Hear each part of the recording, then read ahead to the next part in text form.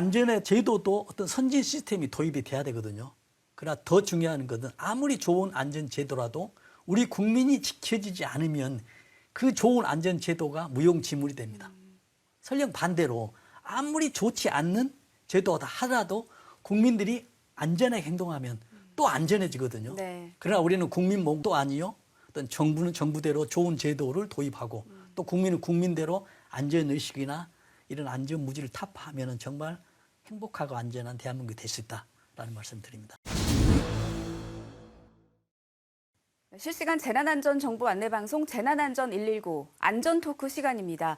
오늘 이송규 한국안전전문가협회 회장님 모시고 얘기 나눠보도록 하겠습니다. 네, 회장님 안녕하세요. 네, 안녕하십니까. 네, 어제 이태원 참사 2주기였어요. 저도 네. 2년 전에 그 뉴스를 접했을 때 마음이 생생한데 네. 또 안전 전문가시니까 또 마음이 남다르셨을 것 같아요. 쭉 지켜보시면서 이런 점이 특히 안타까웠다. 네, 여러 가지가 있으시겠지만 어떤 걸까요? 그렇습니다. 지금 어제가 딱 2년이었잖아요. 네. 또 이 방송에서 어제 저도 시청을 했거든요. 근데 어제 좋았던 게 이제 정말 심폐소생술을 여기서 시연을 했었어요. 네, 그러셨죠. 그래서 예. 저도 이제 한번 그 전에 해봤지만 또 다시 한번 이제 상기시키는 계기가 돼서 아주 좋았다고 생각이 들고요. 지금 앵커께서 말씀하신 대로 지금 이태원 참사 가장 큰 문제점은 근데 어제도 이제 원인에 대해서 이야기를 했었고 다 원인에 대해서는 정말 한 가지로 딱 요약되거든요. 왜 이렇게 그렇게 준비를 안 했었냐, 안전관리 대책을 안 했었냐라고 이제 집중가 되고 있거든요. 근데 틀리진 않거든요. 네. 근데 저는 이제 여기서 한 단계 더 우리가 고민해 봐야 될 게 뭐냐면 그러면 왜 그렇게 준비 안 된 상황이 됐을까? 공무원들이나 119에서 고의로 그랬을까? 그렇지 않았을 거라는 그럴 얘기죠. 일은 없죠. 그렇죠. 예. 결국 원인은 뭐냐면 안전에 대한 압사에 대한 무지거든요. 네. 압사를 잘 몰랐어요. 압사를 모르니까 대책이 나올 수밖에 없는 거예요. 그래서 저는 여기서 다시 이제 이 앞전에 보면은 제일 먼저 그 최초에 신고하는 사람이 나오거든요. 네. 몇 시냐면 4시간 전이에요. 10시, 오후 10시 15분경에 압사가 시작됐고 그 전 6시 반경에 최초 신고 전화가 가거든요. 근데 사람이 너무 많이 모여 있다. 네. 예. 근데 신고 전화가 아주 구체적이에요. 그 여자분인데 목소리가 인터넷에 보면 나오고 아주 자세한 데이터 내역도 나오거든요. 거기에 해밀턴 호텔 나오고 바로 옆에 나오고 경사가 돼 있다. 네.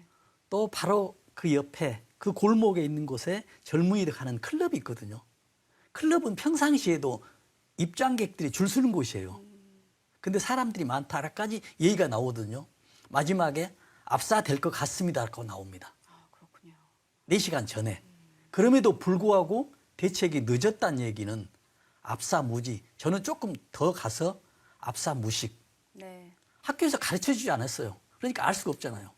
우리가 불나는 거에 대해서는 어렸을 때부터 뭐 표하고 불조심, 뭐 잔악계나 불조심인데 네. 이거는 많이 알거든요. 학교에서 배웠기 때문에. 네. 그런데 화재가 압사보다도 더 위험하지 않는데 화재가 압사보다 더 위험한 걸로 알고 있다는 얘기예요. 압사는 굉장히 위험하지 않다는 걸로 알고 있거든요. 네. 만약에 그때 당시에 불이 났다라고 전화 왔으면 얼마나 빨리 대응이 치밀했을까라는 이런 생각입니다. 네, 아쉬운 부분이 많습니다.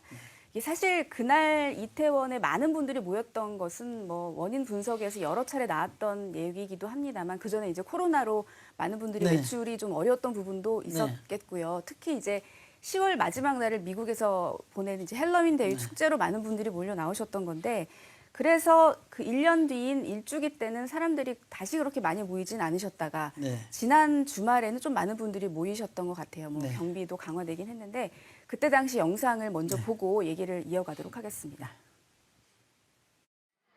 헬로윈데이를 앞둔 주말 밤 홍대 거리에 사람들이 가득합니다. 벌써부터 분장을 한 사람들도 곳곳에 눈에 띕니다. 많은 시민들이 뒤엉키지 않도록 경찰은 연신 경광봉을 흔들며 통행을 안내합니다. 정렬해주세요. 질서 부탁드립니다. 좁은 도로 곳곳엔 펜스를 설치해 일방 통행을 유도했습니다. 혹시 안전사고가 생길라 경찰 300명이 배치돼 차량 단속과 장난감 총 검문 등 순찰 활동을 벌였습니다. 시민들이 통행하기에 불편했던 뭐 적치무례라든지 그다음에 오토바이라든지 불법 주정차 차량으로 인해서 시민들이 불편을 겪을 수 있기 때문에 즉시 이동 조치도 했고 이 같은 순찰 활동은 헬로윈데이인 오는 31일까지 이어집니다. 서울시는 이태원과 홍대, 성수 등 사람들이 몰릴 것으로 보이는 15곳을 집중 관리 지역으로 정해 24시간 모니터링을 합니다. 행정안전부도 다음 달 1일까지를 헬로윈 대비 특별 대책 기간으로 정하고 주요 지역 12곳에 현장 상황 관리관을 파견해 사고에 대비한다는 계획입니다. 네, 지난해보다는 그래도 많은 분들이 나오신 것 같아서 상인분들 입장에서는 어느 정도 이렇게 마음에 안심이 되는 부분도 있으셨을 것 같아요. 물론 그렇습니다. 추모도 필요합니다만 네. 올해 분위기 어떻게 평가하시나요? 그렇습니다. 지금 이제 모든 사람들이 이제 압사에 대해서 너무 많이 알았잖아요. 네. 그래서 안전에 대한 주의도 하고요. 특히 이제 뭐 상인들도 거기에 참석하는 사람도 또 여러 가지 이제 준비도 하고 대비도 하고 특히 이제 정부나 각 지자체에서 굉장히 압사에 대해서 준비를 하고 있습니다. 그래서 행안정안전부 같은 경우는 전국에 있는 27개 지역이 있거든요. 네. 이걸 집중 관리 지역으로 또 관리를 하고 있어요. 또 서울시 같은 경우는 지금 어떻게 되어 있냐면 지금 헬로윈 중점 안전 관리 기간을 25일부터 지금 11월 3일까지 지정을 해서 안전 관리를 철저하게 하고 있거든요. 특히 이제 서울 같은 경우에도 15개 안전 집중 관리 지역이 있고 8개 중점 관리 지역. 네, 지금 이렇게 화면이 보이면 중점 안전관리 기간은 11월 3일까지 지금 유지가 되는 것으로 되어 있거든요. 네. 지금 표시된 지역을 보면 홍대, 명동, 이태원, 강남역 이렇게 많은 분들이 모이는 특히 좀 젊은 분들이 많이 모이는 지역에 집중이 되어 있는 것 같아요. 네. 어떤 식으로 관리를 좀 강화할 수 있을까요? 저 지역에서. 그러니까는 지금 여기서 서울시나 행안부에서 24시간 모니터링을 하고 있습니다. 네. 또 지능형 CCTV로도 관리를 하고 있거든요. 또 여기에 이제 안전에 이제 참여하는 사람들, 어떤 행사에 참여하는 사람들도 준비를 하고 있습니다. 그래서 저는 이걸 보면서 이번에 안전에 관한 이런 사고는 뭐 나지 않을까라는 이런 어떤 낙관적인 전망도 해봅니다. 왜냐하면 정부나 행사자나 전 국민이 압사의 위험성을 알았기 때문에요. 그래서 좀 안심하다는 좀 일부 생각도 들지만 여기서 이제 조금 더 우리가 그 제안을 하게 된다면 행정부도 행정안전부도 안전에 관해서 어떤 관리를 하고 있고 서울시도 하고 있고 또 부산도 하고 있고 하지만은 서울에서 냈을 때 어떤 위급한 상황이 됐을 때 행정안전부 따로 서울시 따로 두 개가 중복되면은 안전이 중복된다 해서 좋은 효과도 있지만 만약에 사고가 났을 경우는 어떤 컨트롤 타워 역할이 좀 부실할 수가 있거든요. 네, 막상 현장에 출동하셨을 때 우왕좌왕할 여지가 그렇죠. 생길 것 같아요. 네. 예. 그래서 어떤 이제 보고 체계가 있더라도 중복 보고가 가능합니다. 네. 그래서 이제 마지막 컨트롤 타워 탑에서 지시를 할 때 양쪽에 달라버리는 경우 좀 헷갈리거든요. 그래서 이런 컨트롤 타워를 좀 미지는 않지 않느냐라는 이런 예상도 해봅니다만은 거기에 대한 플랜 B도 됐을 걸로 생각합니다만은 네. 어떤 제안 내용입니다. 지금 이 다중 운집 인파에 대한 예경보 시스템도 운영을 하고 있잖아요. 네, 서울시에서 이건, 하고 있습니다. 네, 어떤 건가요? 그래서 서울시에서 이제 지능형 CCTV라 해가지고 네. 현장에 위험 지역에 아까 뭐 8개, 뭐 15개 위험 지역이 있지 않습니까? 이 지역에는 CCTV가 있거든요. 지능형 CCTV. 예. CCTV가 있으면 이 CCTV가 카메라를 촬영하면서 이 면적당, 1면적당 몇 명이 돼 있느냐라고 합니다. 그래서 예를 들어서 뭐 7, 8명 이 되면은 위험 수위가 넘어가고 있다라고 하면 위험 수위가 넘어가고 있다라고 이제 안전관리센터 있죠. 중앙센터에 이제 신호를 가죠. 또 신호를 가면 특히 또 위험 지역에는 디지털 디스플레이로 행인들한테 그 참가자한테 디스플레이로 이렇게 보여주기도 하고 고지도 하고 있습니다. 네. 그 전문가시니까 이런 시스템들도 물론 예전에 비해서 많이 나아졌지만 추가적으로 좀 보완해야 될 부분이 있다고 느끼시는 부분도 있을 것 같아요. 그렇습니다. 그래서 지금 2년 전에 비하면 정말 최고의 어떤 그 기술력으로 가고 있죠. 왜냐하면 지금 사전에 어떤 지능형 카메라로 인해서 사람이 몇 명이 모였다라는 것을 예측을 하고 그걸 지금 상부에 보고를 하고 그러면 안전관리센터 상부에서 어떤 지시되는 이런 과정이잖아요. 굉장히 높습니다만은 저는 이런 걸 이제 제안하고 싶거든요. 지금 우리가 생활하고 있는 것은 지금 최첨단 생활을 하고 있지 않습니까? 그걸 활용하는 겁니다. 어떻게 되냐면 지금 지능형 CCTV는 현재 시간을 지금 몇 명이 모였느냐를 카메라 찍어서 분석해서 보고해 주거든요. 사람 대신. 네. 사람 일일이 쉬어야 되잖아요. 근데 카메라로 인해서 인원이 바로 뭐 순식간에 확인을 해서 위험하다 안 위험하다 이제 보고가 되고 있는데 저는 이런 걸 제안하고 싶은 게 뭐냐면 우리가 전철역 있지 않습니까? 전체 전철역에 강남에서 타는 사람, 뭐 노원에서, 수원에서, 안양에서, 인천에서 다 타는 사람들 있죠. 승차자가 있고 승하차자가 있죠. 이게 빅데이터화가 되면 결국은 어떻게 되냐면 용산 이태원에서 30분 뒤에 내리는 사람이 몇 명에서 밀집도가 나왔다는 얘기죠. 아, 미리 예측을 하는 거군요. 그렇죠. 30분 뒤를 예측하는 것이죠. 네. 1시간 뒤를 예측하죠. 지금에 있는 지능형 CCTV는 그건 예측이가 쉽지 않아요. 그래서 뭐 1, 2분 전까지는 예측이 되는데 갑자기 사람이 급작에 왔을 때는 이미 관리요원이 현장에 이제 투입이 되려고 하잖아요. 이미 시간이 늦다는 얘기죠. 30분 전에, 1시간 전에. 네. 우리 그 자동차 내비게이션도 오, 그렇습니다. 요즘에는 뭐 내일 아침에 출발하면 몇 시간 걸리는지까지 나오잖아요. 아, 그렇죠. 그런 것과 비슷하다면 그 기술이 불가능한 건 아닐 것 같은데요. 그렇죠. 활용하면 됩니다. 네. 정말 예를 잘 들어주셨거든요. 마찬가지입니다. 똑같아요. 그래서 우리가 맨 처음에 그 T맵이나 이런 내비게이션이 나올 때는 잘 정확하지 않았어요. 왜냐하면 데이터 수량이 적었거든요. 그래서 시간이 지나면서 빅데이터가 되기 때문에 요즘은 1, 2분 이상 안 틀립니다. 목적지 하면 1시간 뒤더라도. 그래서 그런 걸 활용을 하면은 뭐 30분 뒤, 1시간 뒤는 충분히 밀집도를, 위험도를 확인할 수가 있고요. 확인이 되면은 전철도 무사 통과되고 또 전철 안에 있는 사람한테도 문자로 수신할 수가 있고요. 또 거기 현장에 있는 휴대폰 이동 통신의 위치 확인이 다 되지 않습니까? 이런 걸로 인해서 거기에 있는 사람들한테 문자로, 거기 있는 사람들 안에서, 거기 반경에 들어있는 사람한테서 문자가 가는 이런 방식이 향후 개선돼야 될 거다. 그래서 저도 이제 정부나 서울시에 이런 건의를 했었는데 네. 이것도 지금 계획을 하고 있는데 올해까지는 이거 되지 않고 아마 향후에는 이런 것도 될 것이다 라는 네. 그런 예측을 합니다. 정말 좋은 제안을 해주셨다는 생각이 듭니다.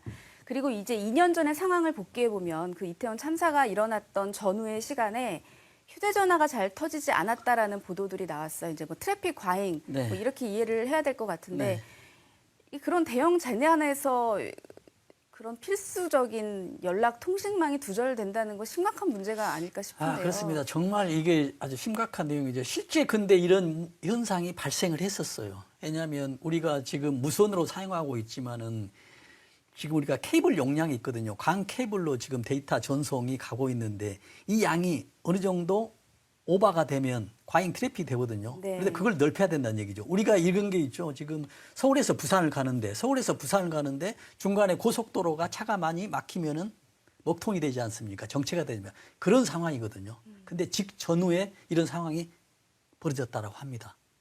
그래서 이제 정부에서는 이제 여기에 대한 대책으로 이제 활용도를 이제 해야 되겠죠. 근데 이런 경우가 또 있거든요. 이제 그 용량을 키우는데 또 한 가지는 어떤 경우가 있냐면 우리가 큰 재난이 나면 전부 다 전화를 하잖아요. 네. 그러면 그 현장에서 전화하는 게 아니라 밖에서 전화를 하거든요. 다른 지역에서. 다른 무슨 일이 있는 지역에서 건 아닌지. 네, 이태원 주변에 네. 살고 있는 사람한테 뭐 자식이나 친지가 전화를 하죠. 근데 거기는 이제 괜찮거든요. 근데 우리가 가장 이제 자주 전화하는 것은 행정안전부나 또는 서울시청이나 KBS 방송국에 전화를 하면 가장 이제 정보를 많이 알 수 있지 않습니까? 네. 근데 전화를 했는데 홈페이지가 먹통이 돼 버리는 거예요. 이제 굉장히 문제잖아요. 고속도로가 심각한 문제죠. 예. 네, 고속도로가 지금 막히는 게 아니고 거기 부산에 가는 고속도로가 막히는 게 아니고 부산까지는 잘 갔는데 거기 현장에 있는 행사장에 있는 들어갈 수가 없는 표 예매가 안 되는 이런 상황이 벌어지거든요. 거기가 이제 마비돼 버린다는 얘기죠. 그래서 서울시 같은 경우도 이런 경우 마비될 수가 있고 KBS도 있어요. 그래서 이걸 이제 근데 일본은 이게 정말 그 더 심각한 상황을 가정해 보면 119나 이런 112로 전화가 안 되는 상황도 벌어질 수 있는 거 아닌가요? 이게 당연하죠. 정말 이게 이제 네. 이 앞전에 썼던 트래픽 오버예요. 네. 과잉 트래픽이요. 근데 그 용량을 키웠어요. 근데 119 자체에서 KBS 자체에서 이제 먹통이 돼 버린다는 얘기죠. 네. 왜 그러냐면 KBS 같은 경우는 우리가 뭐 다른 뭐 홈페이지 행정안전부나 서울시도 마찬가지예요. 동영상 있잖아요. 어느 사람은 동영상을 뉴스를 보려고 하는 사람도 있을 거예요. 그게 그렇겠네요. 용량을 많이 차지해 버리는 거예요. 예. 그래서 이제 일본은 어떻게 되어 있냐면 NHK 같은 경우에는 이머전시가 딱 되잖아요. 위급한 상황이 되면 지금 콘텐츠 경량화라는 게 있어요. 콘텐츠 경량화. 예. 이게 어떻게 되냐면 우리나라 이런 경우가 있죠. 저도 그때 12월 2일 날 그 북한에서 공습 경보가 있었는데 방송에 출연했는데 8시 55분에 갑자기 화면 절반이 공습 경보 발령 이게 딱 떠버리는 거예요. 네. 그리고 굉장히 참여했던 앵커 모두 포함해서 이제 당황했었던 기억이 나는데 일본 같은 경우에 그런 딱 상황이 되면 NH가 콘텐츠 경량화로 딱 바뀌면서 동영상은 스톱됩니다. 그러면서 모든 것이 텍스트화로 돼버려요. 네. 그러다 보니까는 동영상 있을 때와 텍스트화로 변경돼 있을 때 트래픽 용량을 해보니까 평상시보다 100배의 양을 소화시킬 수가 있다는 얘기예요. 일본은 이제 지진 재난이 많기 때문에 이런 식으로 이제 콘텐츠 경량화 있는데 우리나라도 KBS뿐만이 아니고 또 서울시나 행정안전부 어떤 이머전시 상황이 되면은 콘텐츠 경량화로 자동으로 바뀌는 겁니다. 피해를 막기 위해서는 필수적인 조치가 아닐까 싶습니다. 네, 그런 예. 것도 필요하다는 것도 꼭 말씀드립니다. 네, 우리가 그 이태원 참사 때 놓쳤던 많은 부분의 이유 중에 하나가 정말 어떻게 이런 일이 벌어질까 사실 상상하기도 힘든 무슨 재난 영화에나 나올 법한 네. 상황들이 연출이 됐잖아요. 근데 사실은 보면은 이런 압사 사고가 이번이 처음이 아니었었어요. 그때 당시에도 물론 보도가 됐습니다만 이번에 159명이 안타깝게 숨지고 196명이 부상을 입었습니다. 과거의 사례를 좀 살펴보면 도움이 될 것 같아요. 예. 지금 과거 사례도 우리가 데이터상으로 보면은 네. 상당히 많은 그 화면이 나타나고 있었거든요. 지금 화면에 나오고 있죠. 지금 제가 이거는 그 데이터로 지금 이렇게 소팅을 해본 것이거든요. 보면은 제일 먼저 연도별로 돼 있어요. 네. 보면은 지금까지 이태원 골목까지 좀 많은 압사 사고의 건수가 한 10건 정도 되거든요. 10건이면 많은 거예요. 굉장히 그죠? 많죠. 예. 여기 사망자를 보면은 굉장히 많습니다. 예. 근데 저기서 부산 영화관 59년도 오래된 얘기죠. 근데 어떻게 해서 저기 3명이 압사가 되냐면 영화를 보고 있는데 어떤 옷에 불이 붙어 있다라고 누가 외칩니다. 네. 불이야라고 외치니까 사람들이 전부 출구로 가겠죠. 깜깜한 곳에. 그래서 지금 3명이 사망하는 거예요. 한쪽 방향으로 몰리고 네. 넘어지면서 네. 압사 사고가 벌어지는 그렇죠. 거군요. 그다음에 이제 두 번째 같은 경우는 67명이 사망했죠. 부산 공설운동장이거든요. 근데 이때가 어떤 경우냐면 공연을 하고 있는데 입장할 때는 비가 안 왔어요. 근데 공연을 하고 있는데 공연 중에 비가 굉장히 많이 오는 거예요. 그래서 공연이 거의 끝날 시간이 다가오는 거예요. 야외 공원이었겠죠. 그렇죠. 예. 공설운동장입니다. 그래서 공연이 끝날 때쯤 되고 비가 많이 오니까는 일부러 이제 일부가 나가게 되거든요. 나가게 되다 보니까는 출구까지는 괜찮았어요. 근데 나갔는데 너무 많은 사람들이 나가니까는 거기서 경찰 안전관리위원회 있죠. 천천히 나가라고 공포탄을 쌉니다. 그게 더 공포로 더 빨리 나가야겠다는 그렇죠. 뒤에 마음이 있는 사람들은 들었겠네요. 정말 총기 사고인 줄 예. 알거든요. 그러면서 압사 사고가 67명이 났어요. 이런 것들 보면 뭐 광수 너무 공설운동장 안타깝습니다. 그리고 보면은 뭐 콘서트장도 마찬가지고요. 네. 그러다가 저런 사건이 10건이나 큰 사건이 있는데도 불구하고 그동안에 압사에 대해서 무지였다. 학교에서나 교육이 없었다. 그렇기 때문에 국민들, 거기에 있는 사람도 뭐 장난으로 막 밀어 그랬잖아요. 네. 압사가 그만큼 위험한지 모르고 하는 행동들이거든요. 그렇죠. 예. 그런 무지 상태에서는 관리자나 어떻게 해서 관리 대책이 나올 수가 없는 것이죠. 그래서 우리는 그 내용을 뼈아프게 하면서 어떤 교육이나 이런 것들에 철두철미했다는 내용이 되게 있습니다. 네. 그 이태원 참사가 발생한 이후에 이 책임 소재를 가릴 때 또 하나 이제 논점이 됐던 것이 뚜렷한 주최 측이 없는 행사였다라는 점이었잖아요. 네. 물론 그 이후에 이제 행사의 매뉴얼도 생기고 했는데 대통령의 지시도 따로 있었고요. 어떻게 좀 바뀌었나요? 그러니까는 지금 그 전에 이 이제 요인들을 이제 직접적인 요인들을 분석하면 여러 가지가 나오겠는데 그 중에 하나 이제 제도적으로 어떤 문제라고 많이 얘기를 하냐면 재난안전법이 있어요, 우리나라에. 네. 그런데 거기에 재난 관리를 잘 하도록 명문화돼 있습니다. 근데 개정 전에는 어떻게 되어 있냐면은 지역 축제에 나오고 있거든요. 개정 전에는 축제 개최자가 없는 경우에는 애매하게 돼 있습니다. 언급이 안 돼 있어요. 그러네요. 의견 수렴 의무 뭐 요 정도만 돼 있고. 개최자가 있는 경우에 네네. 지역 축제 개최자가 있는 경우에 지자체 의견 수렴 의무만 돼 있어요. 네. 근데 이번에 지금 났었던 2년 전에 이태원 압사 사고는 어떻게 보면 주최자가 없어요. 그냥 학생들이 헬로윈 데이 외국에 사니까는 전부 모이자. 가장 핫한 동네가 이태원역에서 이태원에 전부 모이는 개념이거든요. 네. 그러다 보니까 책임질 수 있는 지자체도 없다라는 그런 법률적인 해석이 나와버리는 거예요. 그러네요. 그래서 이제 2013년 이것도 이제 작년에 바뀐 거죠. 축제 개최자가 없는 경우에도 없는 경우라는 부분을 명시했군요. 그렇죠. 예. 거기에서 관할 지자체장이 필요한 조치를 해야 된다라는 안전관리 계획을 해야 된다는 게 명문화되어 있습니다. 이태원 참사의 경우에는 관할 지자체장은 누구인 거죠? 지금 여기 용산구청장 저 용산구청장. 네. 예. 또 플러스 서울시장도 네, 되겠죠. 같은 이제 그렇겠네요. 광역으로 보면은. 네. 그래서 이 두 사람이 이제 필요 조치를 해야 된다. 하지 않으면 이제 이 법률에 위반이 된다라고 명확하게 이제 되는 것이겠죠. 그렇군요. 그 참사를 계기로 7월부터는 다중운집 인파 사고가 이 재난안전법상 재난으로 분류가 됐습니다. 이렇게 되면 정부 대책이 마련이 되고 할 텐데 구체적으로 어떤 점이 좀 더 달라지게 될지가 궁금하거든요. 그래서 또 이것도 지금 올 7월에 지금 바뀌었어요. 네. 지금 개정안에 보면은 우리가 재난을 보면은 지금 재난안전법에 재난의 용어 정의가 있거든요. 거기에 보면은 자연재난과 어떤 사회재난 두 가지로 분류를 하겠습니다. 네. 아마 지금 화면에 좀 나오겠습니다만은 자연재난은 우리가 알 수 있는 대로 자연적으로 인해서 발생한 재난 있죠. 뭐 홍수, 태풍, 홍수. 이것은 우리 인간이 할 수 없는 거죠. 그냥 자연에 의해서 나타난 거잖아요. 이때 나타났을 때 자연재난이라고 하거든요. 그다음에 사회재난 같은 경우는 우리 인간들에 의해서 발생되는 겁니다. 뭐 화재. 우리가 불을 피웠기 때문에 불나는 거잖아요. 어떻게 보면. 붕괴. 우리가 건물을 지어가지고 붕괴난 것이죠. 폭발. 우리가 사용하다가 폭발물이 터진 거잖아요. 이런 교통사고, 화생방 사고, 환경오염 사고로 사회재난 용어 정의가 딱 돼 있어요. 네. 그래서 이태원 압사 사고가 나갔을 때 보면은 재난사태 선포를 행정안전부 장관이 하게 돼 있거든요. 근데 법률에 보니까는 사회재난에 기존에 보면은 압사라는 용어가 없는 거예요. 그러네요. 그래서 굉장히 정부에서 하루 동안 혼란이 있었습니다. 왜냐하면 재난사태 선포를 하게 되면 그 이후에 시스템들이 자동으로 쫙 돌아가거든요. 매뉴얼을 찾아봐야 되는데. 그렇죠. 네. 그리고 각 공무원들이 뭐 비상 소집이 되고 학교도 재난 선포 때문에 휴교령이 내려야 되고 이런 절차가 있는데 재난 선포가 안 되는 거예요. 그래서 정부에서 이제 한 주 동안 고심을 합니다. 뭐 외관상 나오지 않았지만 네. 뭘로 되어 있냐면 아까 나온 데는 환경 오염 사고 등으로 나오거든요. 네. 이 등을 해석을 합니다. 이 등 때문에 그래서 등의 인파 사고.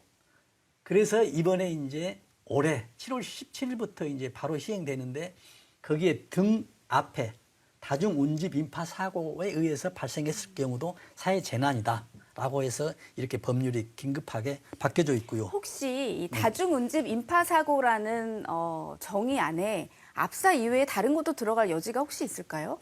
다중운집 사고, 압사. 예. 그 다중운집 인파 사고는 그냥 네. 압사를 의미하는 그렇죠. 것으로 다중이 보면 될까요? 모여서 네. 다중이 인파에 의해서 사고 났을 경우에 개인에 의해서 뭐 어떤 고의를 했다라고 하면 이거 이제 어떤 개인 폭력이나 이런 걸로 되겠죠. 근데 다중이 아주 여러 명이 모여서 어떤 운집하는 인파 사고 이렇게 이제 해석해야 되겠죠. 네, 그렇군요.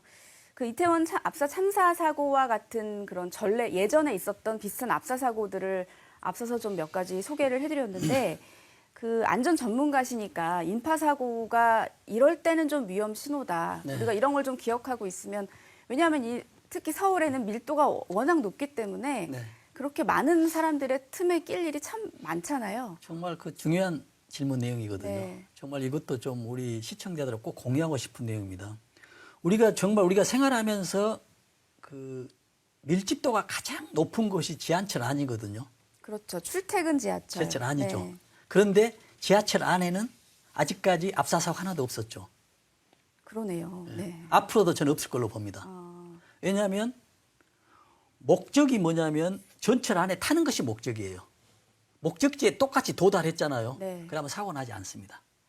이 목적지에 갔어요. 근데 목적지에 가기 위한 과정에서 사고 날 수가 있거든요. 네. 어떻게 되냐면 지하철 차 안에서는 사고 나지 않지만 지하철을 타기 위해서는 과정, 그 전 단계에서는 압사가 날 수가 있어요. 근데 이미 지하철 안에 탔다라고 하면 이미 목적지가 다 도달돼 있어요. 네. 그러는데 그 전에 이제 과정들, 그래서 외국에서 사고 나는 보면은 3,000명 이상 사고 난 데가 있거든요. 사우디, 예. 메카, 네. 이런 성지 순례. 근데 거기는 목적지가 정해져 있어요. 목적지에 가는 과정에서 전부 인파 사고가 발생하거든요. 이것도 마찬가지거든요. 그래서 전철 안에서는 사고가 나지 않아요.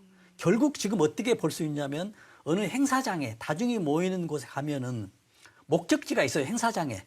가는 과정에 의해서 사고가 나거든요. 네. 그럼 어떻게 사고가 나냐면 계속 가면 괜찮아요. 같은 속도로. 네.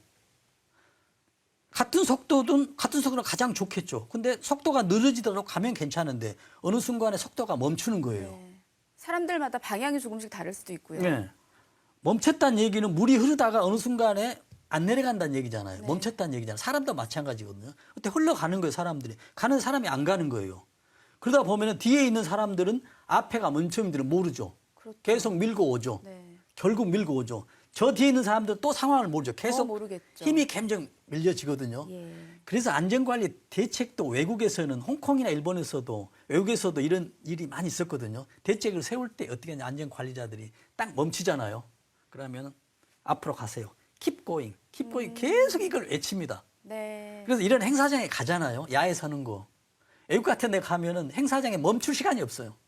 빨리 가라고 계속 하니까. 뒤에서 밀고 네. 멈춰 있으면은 계속 가라 하고. 네. 그래서 우리나라도 보면은 지금 뭐 절반 이렇게 돼 있을 때 뭐 멈추는데 지금 해외 다중 밀집 사례 한번 봐볼까요? 지금 사우디 같은 경우는 칠레 교회에서는 3,000명이 발생했거든. 물론 화재가 났지만 2차적으로 화재에 의해 대피를 못해서 압사거든요. 그렇죠. 이미 화재 저기 봤을 때도 불은 뭐 2, 30분 만에 뭐 진화가 되지만은 대피하는 과정이거든요.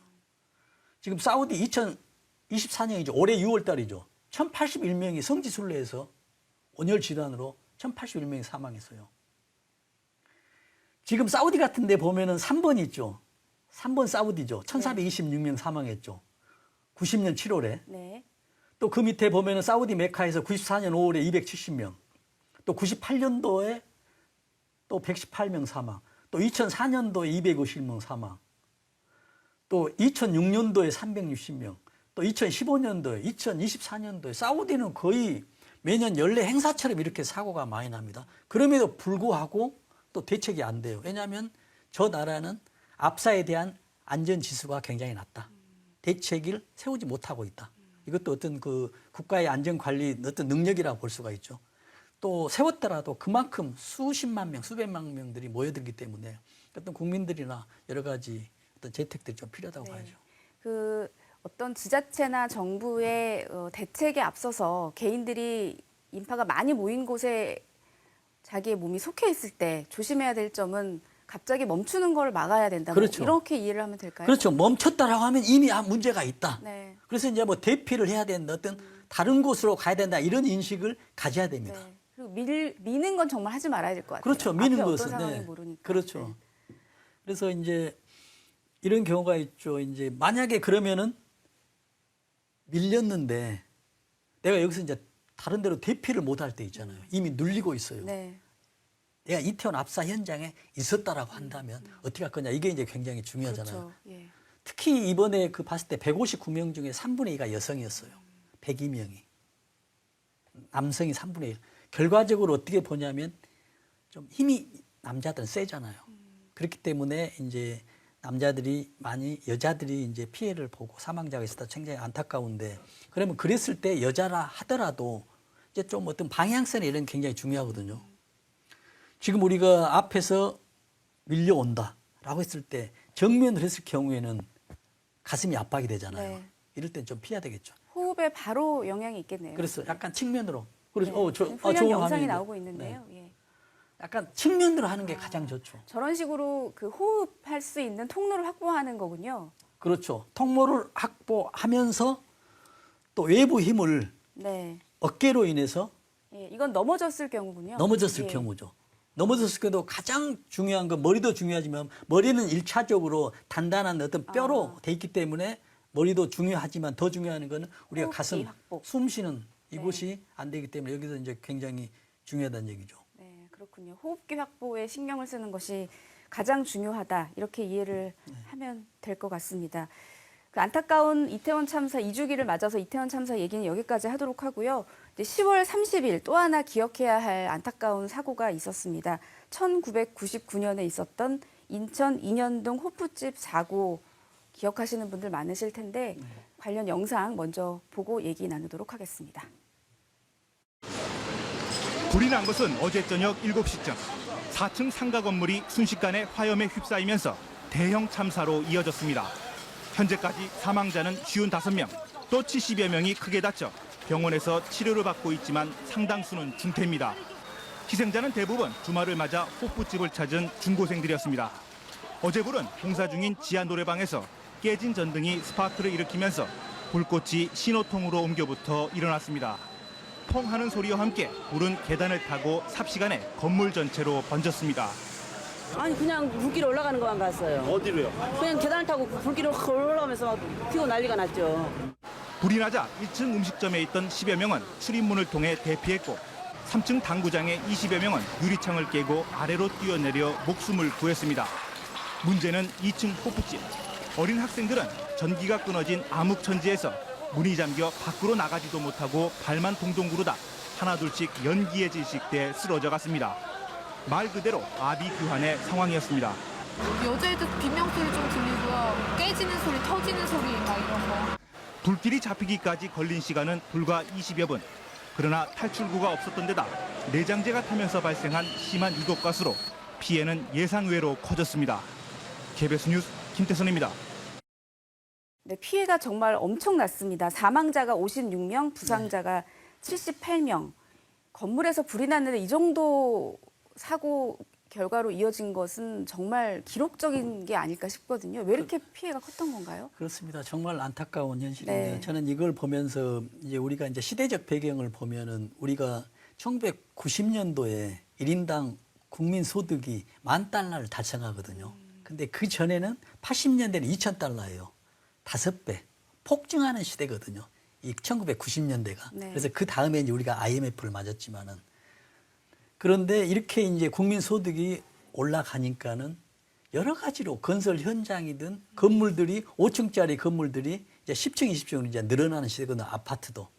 또 상가나 건물들이 보면은 전부 이제 우리가 먹는 거 있죠. 엔겔기수도 높아지면서 유흥에 굉장히 넓어져요.